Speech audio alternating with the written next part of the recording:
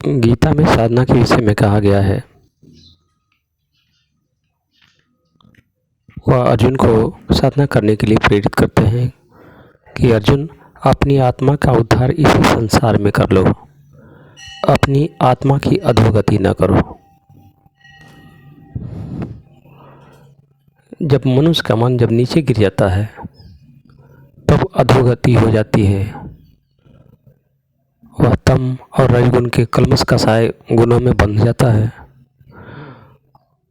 और सतोगुण सभी नीचे गिर जाता है। उसका धर्म का पतन हो जाता है, ईमान का पतन हो जाता है, इंसानियत का पतन हो जाता है। जब धर्म की हानि हो जाती है, इसलिए परमात्मा कहते हैं अर्जुन को कि अपनी आत्मा का उद्धार इसी संसार में करो, अपनी आत्मा की अधोगति ना करो। साधना के विषय में परमात्मा बताते हैं कि जमीन ऊंचा हो ना नीचा, भूमि समतल हो, उस पर प्रकृति का कुचालक आसन बिछा करके मेरुदंड को सीधा रखते हुए, गर्दन को सीधा रखते हुए अपने दोनों भौहों के बीच में ध्यान करे। वहीं पर चित्त है, उसी चित्त में अच्छे और बुरे दोनों प्रकार के उसके ही कर्मों के बीज के संस्कार छिपे होते हैं और उन्हीं संस्कार के कारण जीव जो है इस दुनिया में सुख और दुख भोगता है। तो सुख दुख भोगने का जो कारण है वह चित्त में उसके ही कर्मों के जमे हुए संस्कार के बोझ हैं। तो परमात्मा कहते हैं कि उन बोझ को इसी संसार में इसी शरीर से उतार डालो। कैसे उतारोगे? तो साधना के द्वारा। जिस प्रकार सदाशिव साधना करते हैं उसी प्रकार उसी मुद्रा में साधना करो सुबह और शाम।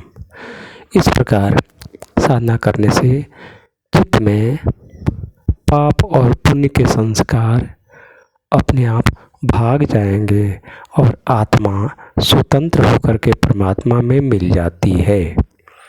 तो आत्मा जो है वो प्रकृति के त्रिगुणात्मक बंधनों में बंधी हुई है और वो बंधन है वृत्ति, चित्त की वृत्ति। तो चित्त में जो संस्कार है वो वृत्ति के रूप में कार्य करती है। तो चित्त की वृत्तियाँ जो है दो दिशाओं में प्रवाहित होती है। वो वृत्तियाँ दो मुखी है, एक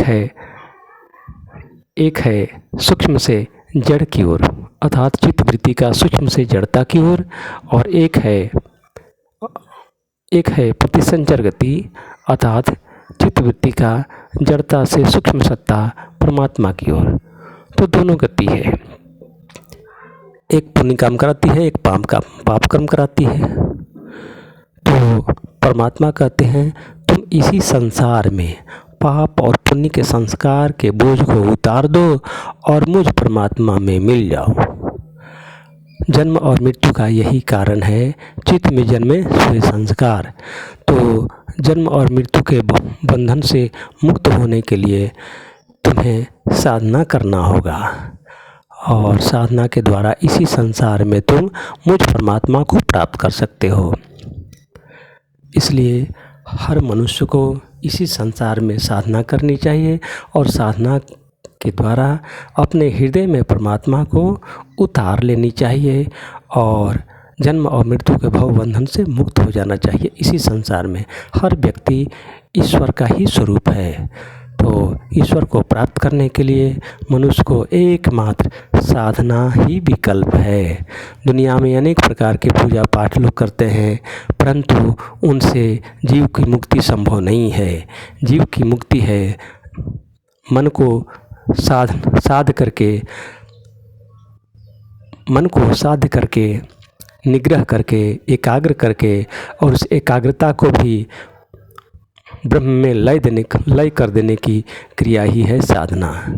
साधना करने से मनुष्य का जीवन सफल हो जाता है और जन्म और मृत्यु के भव बंधन से वह मुक्त हो जाता है अर्थात मुक्ति व मोक्ष को प्राप्त करता है। आज इतना ही। परमपिता बाबा की जय।